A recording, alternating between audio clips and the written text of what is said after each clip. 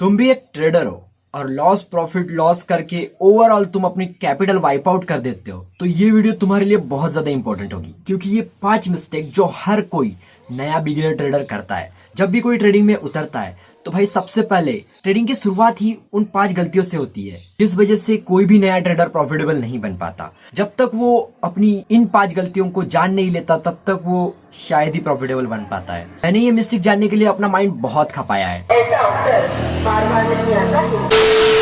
क्योंकि मुझे ही पता है कि इन मिस्टेक को जानने के लिए मैंने अपने माइंड को कितना खपाया है। देखो, वही टाइम तुम्हारा बच सकता है अगर तुम ये वीडियो को पूरा देखते हो और समझते हो। जब तुम ये 5 मिस्टेक समझ जाओगे तब तुम्हारी ट्रेडिंग जर्नी कुछ और होगी। और हाँ, जरूरी बात, 1-2 मिस्टेक्स को देखकर तुम ये जज मत करना कि ये सब मुझे पता है। ठीक, सारे मिस्टेक्स को प्रॉपर देखना और उसके बाद कमेंट करना कि भाई वीडियो हेल्पफुल थी या फिर नहीं। सबसे पहली गलती अपन सीखने में ही करते हैं। हर एक नया ट्रेडर सबसे पहले एक गलती जरूर करता है। अपन यूट्यूब पर जाते हैं, ठीक है, और वहां पर जैसे ही अपन सर्च करते हैं how to learn trading, beginner trading कैसे करें, बहुत ज्यादा वीडियोस देखने लगते हैं, ये भी देख लेते हैं, वो भी देख लेते हैं। इससे ज्यादा गलती यही होती है as a new beginner trader, क्योंकि भाई वो बहुत सारी चीजों को मतलब इकट्ठा सीखने लगता है। उस वजह से क्या होता है, माइंड कंफ्यूज होने लगता है। और देखो ना, अगर तुम ट्रेडिंग सीख भी रहे हो तो किसी एक सोर्स से सीखो ना, किसी एक यूट्यूबर को पकड़ो, किसी एक मेंटर को पकड़ो, किसी की स्ट्रेटेजी इंडिकेटर के बेस पर है, किसी की प्राइस एक्शन के बेस पर है। कोई कुछ फॉलो कर रहा है, कोई कुछ फॉलो कर रहा है, और तुम भाई सबकी वीडियोस देख रहे हो। ओवरऑल तुम कंफ्यूज ही होगे ना।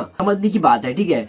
मतलब सीधा सा इसका सोल्यूशन है कि भाई एक मेंटर को फॉलो करो, बस एक ही मेंटर को, ठीक है। एक मेंटर को फॉलो करोगे और उससे ही सीखोगे तो लिमिटेड चीजें सीखोगे, और लिमिटेड चीजों से ही प्रॉफिट बनता है। फर्स्ट मिस्टेक सबसे ज्यादा जरूरी है। तुम इसको फॉलो करोगे ना तो बाकी की सारी चीजें तुम्हें इजी लगने लगेंगी, ठीक है। बढ़ते हैं मिस्टेक नंबर 2 की तरफ। मिस्टेक 2 इसी से रिलेटेड है। तुम एक मेंटर को फॉलो नहीं कर रहे हो वो बात अलग है, लेकिन तुम एक स्ट्रेटेजी को भी फॉलो नहीं कर पा रहे हो। एक दिन इस स्ट्रेटेजी से काम कर रहे हो, दूसरे दिन उस स्ट्रेटेजी से काम कर रहे हो। भाई 2 दिन लॉस हो गया, 2 दिन प्रॉफिट हो गया, मतलब यही चलता रहता है। प्राइस एक्शन पर ट्रेड करता था, ट्रेंड लाइन होगी, सपोर्ट रेजिस्टेंस हो गया, उसके बेस पर, ठीक है। 1-2 बार सही हुआ, फिर क्या हुआ देखो, 1-2 बार नहीं चला, फिर मेरे को लगा कि भाई ये स्ट्रेटेजी प्रॉपर वर्क नहीं करती, ठीक है। 2-3 दिन में मैं चेंज कर देता था। फिर उसके बाद मैंने यूट्यूब पर बहुत सारे स्ट्रेटेजीज देखे, इंडिकेटर की बेस्ड स्ट्रेटेजी देखने लगा। किसी ने बताया कि इंडिकेटर को फॉलो मत करो, इंडिकेटर लैगिंग होते हैं। मैंने प्राइस एक्शन को ही पकड़ा, फिर प्राइस एक्शन में कुछ अलग चीजें सीखी, उसमें भी वही होने लगा, 2-3 प्रॉफिट, फिर लॉसेस। मैं उस पर प्रैक्टिस ही नहीं करता था, और फिर भाई मतलब आ जाए, बस आ जाए, ठीक। दूसरी मिस्टेक बहुत ज्यादा इंपॉर्टेंट है कि भाई एक स्ट्रेटेजी को फॉलो करो, ठीक है।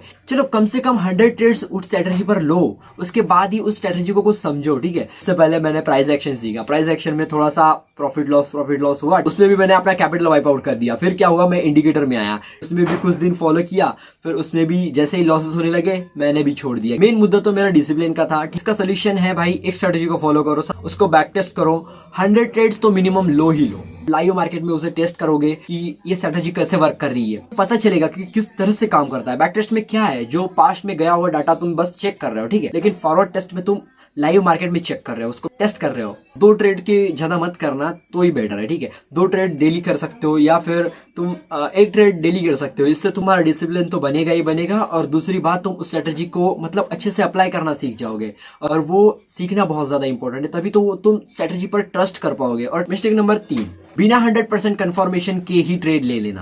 पर ये बन रहा है, वो बन रहा है, और उसके बाद मार्केट ऊपर जाने के चांसेस बहुत ज्यादा है। जैसे तुम्हें पता है कि तुम्हारा सेटअप बन चुका है, लेकिन उसी के साथ अगर तुम 2-3 चीजें और कंसिडर करोगे, जैसे ट्रेंड हो गया, वॉल्यूम हो गया, उससे ऑटोमेटिक तुम्हारी प्रॉफिटेबिलिटी भी बढ़ेगी। भाई अगर तुम्हारा सेटअप बन रहा है और तुम्हारे ट्रेंड के ऑपोजिट जा रहे हो तो तुम्हारी स्ट्रेटेजी के भी फेल होने के चांसेस होते हैं। अगर तुम ट्रेंड को, वॉल्यूम को अगर कंसिडर करते हो तो तुम्हें हेल्प जाएगी। अगर इन चीजों को प्रॉपर फॉलो कर लिया तो प्रॉफिट तो बना लोगे, लेकिन अगर चौथी मिस्टेक को संभाला नहीं, भाई वो प्रॉफिट भी किसी काम का नहीं होने वाला। बढ़ते हैं अभी चौथी मिस्टेक की तरफ। चौथी मिस्टेक है भाई, लालच को ना संभाल पाना। और तुम्हें भी पता होगा कि भाई कई बार जब अपने को प्रॉफिट हो जाता है, ठीक है, अपने को प्रॉफिट हो गया 1000 रुपए का, 2000 रुपए का, 5000 रुपए का, तुम्हारा कैपिटल जितना भी है, तुमने 10% भी बना लिया अपने कैपिटल का। 10%, 20% अगर बन भी गया तो भाई 50%, मतलब एक दिन में 50%, समझ रहे हो।